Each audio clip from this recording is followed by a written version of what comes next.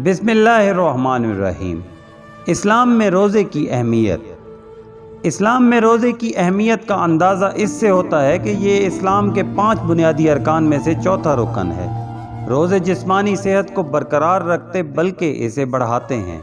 रोज़े से दिल की पाकी, रूह की सफाई और नफ्स की तहारत हासिल होती है। रोज़े दौलतमंदों को गरीबों की हालत से अमली तौर पर बाखबर रखते हैं। रोज़े शिकम सेरों और फाका मस्तों को एक सतह पर खड़ा कर देने से कौम में मसावात के असूल को तक़वियत देते हैं। रोज़े मलकूती कुव्वतों को कवी और हैवानी कुव्वतों को कमज़ोर करते हैं। रोज़े जिस्म को मुश्किलात का आदी और सख्तियों का खूगर बनाते हैं। रोज़ों से भूख और प्यास के तहम्मुल और सब्र व ज़ब्त की दौलत मिलती है। रोज़ों से इंसान को दिमागी और रूहानी यकसुई हासिल होती है। रोज़े बहुत से गुनाहों से इंसान को महफूज रखते हैं।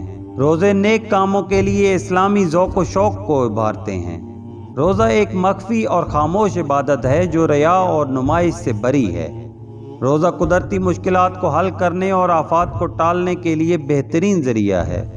इन फ़वाइद के अलावा और भी बहुत फ़ायदे हैं जिनका ज़िक्र कुरान और हदीस में मौजूद है।